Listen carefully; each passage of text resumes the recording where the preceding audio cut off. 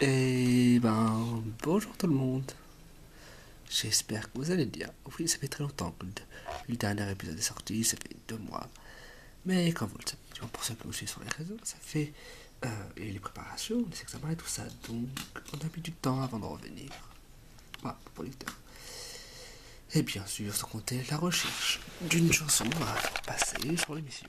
Ce qui a occasionné un certain excitement. Parce que par moment. Oula, attention, le caméra est déjà parti. Le producteur prévoyait de faire passer une chanson sur l'émission qui venait d'un youtubeur, enfin d'une youtubeuse, je crois, c'est ça. Mais je vais rappeler ça, l'une des règles principales de l'émission, une des seules règles qui existent, qui est de ne pas prendre des chansons que font des youtubeurs et youtubeuses. Voilà. Étant donné que ce ne sont pas des chansons qu'il entend, ce sont des chansons que des youtubeurs qui l'apprécient et qui s'entendent bien. Oula. Oh oui, petit détail, comme vous pouvez le voir, j'ai un peu changé de style. Je fais une couleur. Oh, faut pas changer. Bon, d'ailleurs, ça m'est pensé que je dois attendre mon collègue qui a remplacé Peter, mais je sais pas où il est. Bip bip, bip bip. C'est bon, je suis là, j'arrive. Et là voilà. Ma petite blague. D'abord, je serai mieux. C'est ce qui m'arrive. Ok, ça va dire par carrément. En vie, le pauvre.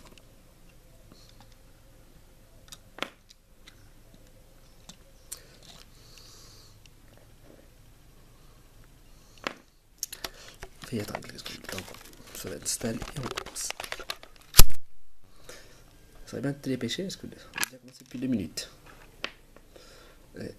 Étant donné que les studios de tournage ne sont loués que pour un temps déterminé, que pour pas longtemps, on aimerait se dépêcher et finir vite. Donc j'ai d'autres choses à faire. Oui, je sais. Allez, tunnel dimensionnel. Vas-y, tu fil à retordre. Le tunnel dimensionnel. Évidemment, après tout.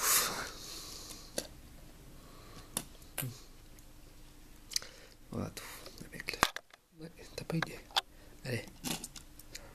J'installe ma chaise et on y va. Bon, j'ai été briefé sur l'émission. Comment elle marche, comment elle fonctionne, sur quoi elle repose. Ah ouais, t'inquiète. C'est exactement ce qu'il faut faire. Ok. Hop. Il ne manque plus qu'à allumer le script. Et c'est bon. Coucou tout le monde. Coucou tout le monde. On est ici rassemblés aujourd'hui pour le 6e épisode d'MRS. Comme je vous l'ai dit avant le début, on est un peu en retard. Donc on est parti pour un épisode, comme vous l'avez vu sur les réseaux, qui d'ailleurs devrait être affiché dans la barre de description. C'est un épisode nostalgie. Nostalgie. Et pourquoi? Pour la simple bonne raison que c'est une chanson que le producteur a écouté quand il était un peu plus jeune. Enfin, son père lui a fait écouter. Donc voilà, nostalgie. D'accord. Bon, allez. Ça s'appelle comment? Le petit bonheur. Ok, d'accord. Allons-y. Je sens que ça va être compliqué cette émission. Ok, c'est toujours d'avancer plus vite. Hey, je t'entends. Rappelle-moi. Bon, allez. On commence.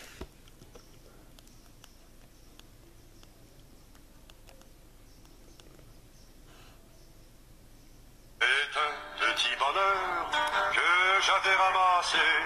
Il était tout en bleu sur le bord d'un fossé. Quand il m'a vu passer, il s'est mis à crier: Monsieur, ramassez-moi, chez vous, amenez-moi. Bon. Premièrement, c'est qui le bonheur? Dans cette chanson, il semblerait qu'il soit personnifié. Techniquement, le bonheur, c'est un concept, enfin, un sentiment, là. Désolé, ça commence bien. Tu travailles des talons. C'est un sentiment, un état émotionnel. Mais c'est vrai qu'ici, il personnifie, comme il le dit, c'est un petit bonheur que je vais ramassé. Ceci, pas possible aujourd'hui, on ne tient pas.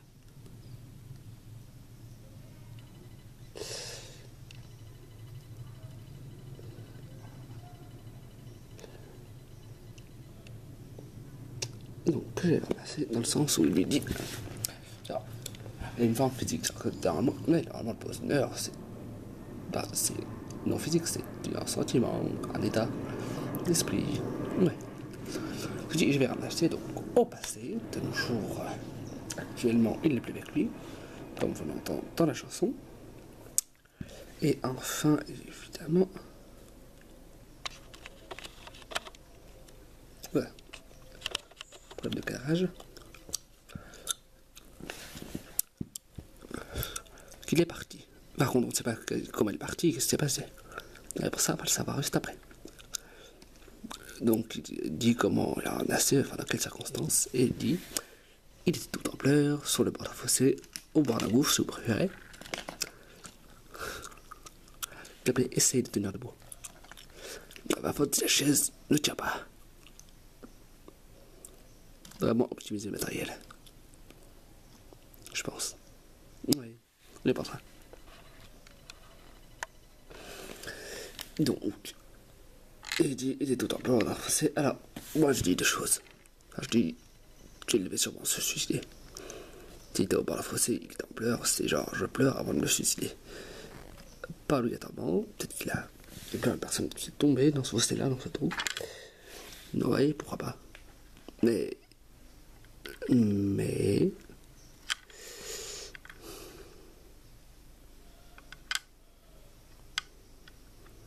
Simplement qu'il est triste. Ouais, le bonheur triste, c'est assez. Comment dire, à l'oxymore. Je sais tenir qu'un gars, un ninja, on connaisse tous ces termes français. Écoute, je suis peut-être un ninja, mais j'ai une dimension différente. La dimension de l'ego, donc. Alors la terre de l'ego, donc c'est un peu compliqué à ce niveau-là. Donc, et je lui dis, quand il m'a vu passer, il s'est mis à crier, mais je suis ramassé, moi je suis au moi. Il tape la gauche chez lui, quoi. Pas obligatoirement. Si on prend en compte le fait qu'il était en pleurs, c'est qu'il a sûrement perdu sa maison, d'où le fait qu'il lui demande de la prendre chez lui. Non, je sais pas, moi ça me paraît dans ce sens-là, évidemment. Après, je peux me tromper dans l'interprétation des paroles. D'ailleurs, si vous, spectateurs, avez notre sens à un certain mot de la chanson, vous êtes invité à nous le partager, évidemment. Ouais. Dis, c'est moi chez vous, amenez-moi. Donc, amenez-moi chez vous, que je puisse me réfugier. Allez, d'accord, on va y arriver. Et donc, on revient à ce qu'il disait en premier. Oui, j'avais ramassé, oui, en disant ramassez-moi. Donc, il dit que en fait, c'est pas lui qui a décidé. Enfin, ça a été demandé. Pas juste, il a fait, il a dit oh, tiens, un petit bonheur, ramassons-le. On va voir. Donc, qu'est-ce qu'il lui dit, j'imagine? Mes frères m'ont oublié, je suis tombé, je suis malade. Si vous ne me cueillez point, je vais mourir, quelle balade. Je me ferai petit, tendre et soumis, je vous le jure. Monsieur, je vous en prie, délivrez-moi de ma torture.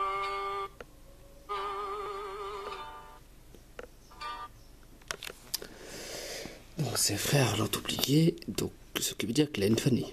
Ouais, une frère qui oublie, c'est horrible. Beaucoup de gens ont été abandonnés dans leur enfance. Après, il y a aussi le fait que, généralement, bon, je préfère pas en parler. T'as été abandonné par ta famille?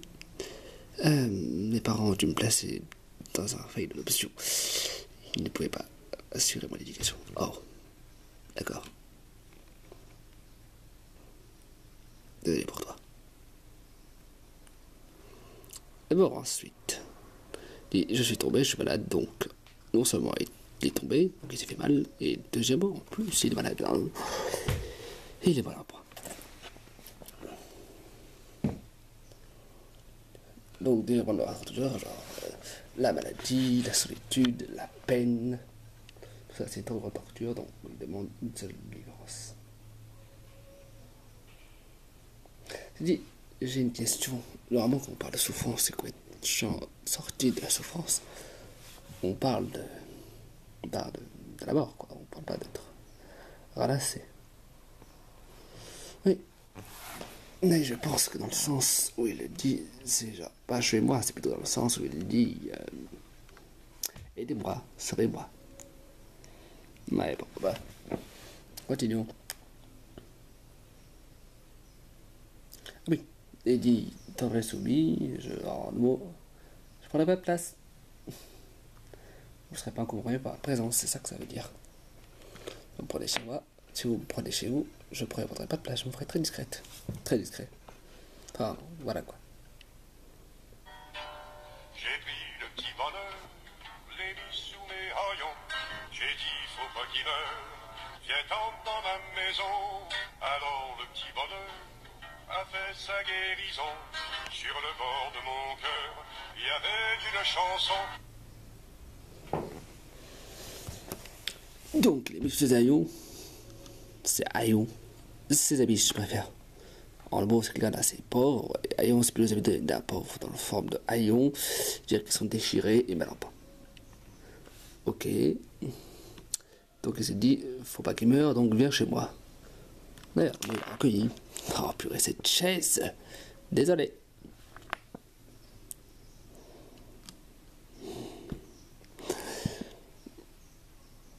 Et ensuite, il dit, le petit bonheur a fait sa graisse. Oui, dans le sens où il était malade, c'est ce qu'on dit juste avant. Exactement. Et donc, attends, j'ai besoin de boire.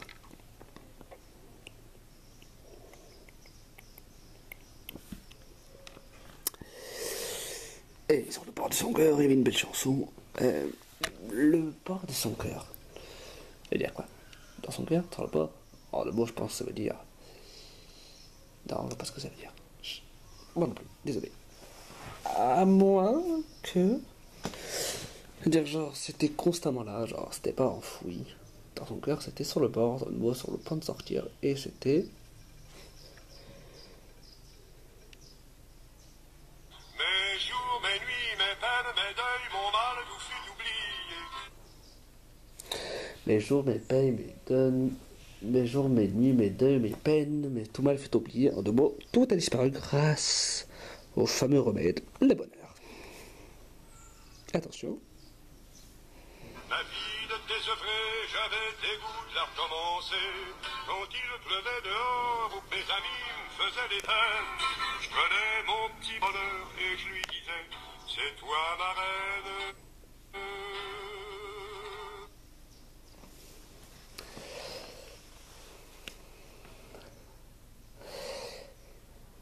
Une vie désœuvrée, je suis pas sûr de ce que ça veut dire. Je pense que ça veut dire quelqu'un qui est sans travail.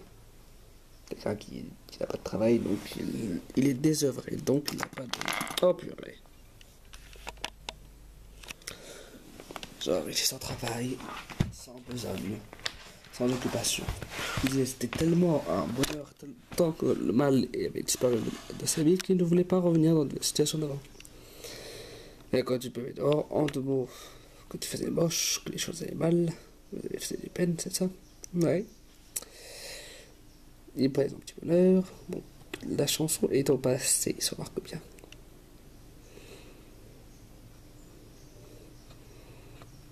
Non, ouais. Je prenais, ouais. Les marraine dans le mot, grâce à toi, j'ai tout ce qu'il me faut. En plus, j'ai bonheur, j'ai une reine. Ouais, alors, continue. Mon bonheur a fleuri, il a fait des bourgeons, c'était le paradis, ça se voyait sur mon front.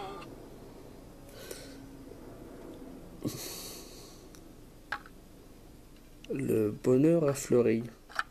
Tu es sûr? Je dois avouer que je me pose la question quand même.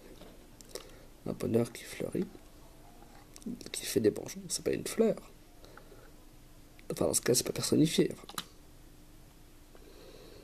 Quoique, enfin, peut-être une métaphore, une belle image pour dire que il a grandi, ça s'est développé, tout se passait bien. c'était le paradis. Donc, oui, le paradis, grâce au bonheur, tout va bien. Tu vois ce que je veux dire? Ça me paraît très bizarrement formulé, mais je pense que ça devrait aller.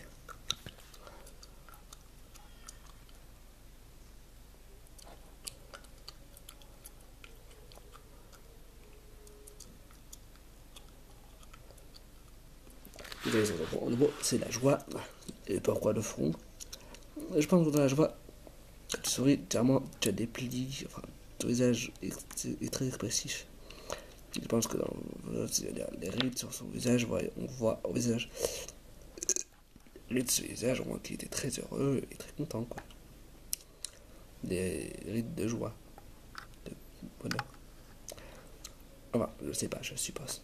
Évidemment, chers spectateurs, vous avez une théorie qui pourrait expliquer un peu mieux ce que l'on dit ici. Nous invitons à la présenter dans les commentaires.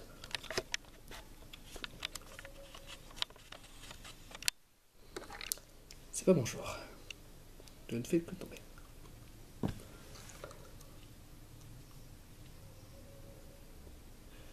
Or, matin joli, que je sifflais ce refrain, mon bonheur est parti, sans me donner la main.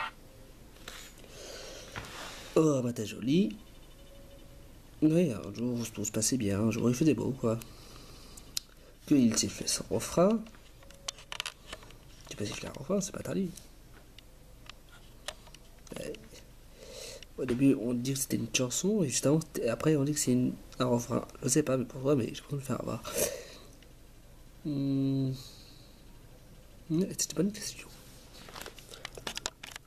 C'est le cas des refrains qui me le disent, qui nous le disent. Donc, le bonheur est parti, mais c'est normal, sans me donner la main. Ah ouais, on est d'accord là-dessus. Oui, évidemment, c'est pour dire que c'est pas dit au revoir, on s'est pas salué. Attention. J'eus beau le supplier, le cajoler, lui faire des scènes, lui montrer le grand trou qu'il me faisait au fond du cœur. Il s'en allait toujours, la tête haute, sans joie, sans haine, comme s'il ne pouvait plus voir le soleil dans ma demeure.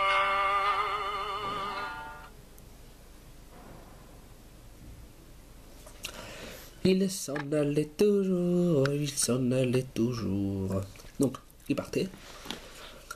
Sans joie sereine. Pourquoi sans joie sereine? Bah, il a été invité, peut-être que... Oui, il a demandé à venir. Pourquoi il y aurait de la haine? Encore de la haine, ou même de la joie de partir. On repart ses libertés, de la joie de repartir chez lui. Et de la haine envers la personne? Non. Il dit sans joie, sans haine, il n'y en aurait aucun. C'est juste qu'il partait. Malgré les scènes et tout, qui lui disaient que de grands trous qu'il laissait en partant. Bon, la place qui restait vide, comme moi qui part, il reste une place vide. La place qui reste, qui est le trou incomplet, quand il part. Donc il partait toujours, comme tu peux plus voir le soleil dans de beurre. Alors, j'ai une question. Sur la pièce de beurre, c'est qu'il fait noir, bien que les volets sont cachés. Je pense que c'est une métaphore. Ah, une pièce d'image.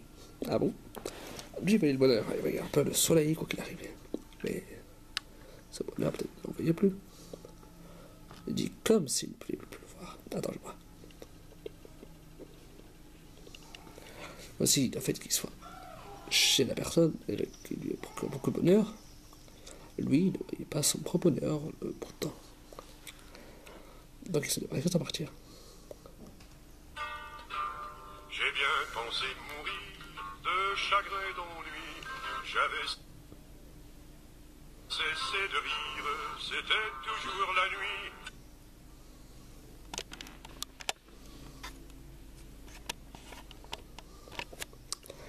Donc, il dit, j'ai pensé mourir de chagrin d'ennui. Mourir de chagrin, c'est une image, je sais pas. Sans parler, tellement de chagrin qu'au final, je préférais mourir plutôt que de le ressentir. Ouais, sûrement. Attendez, on va devoir... La caméra va se couper, donc on va reprendre juste après. On se dit à tout de suite.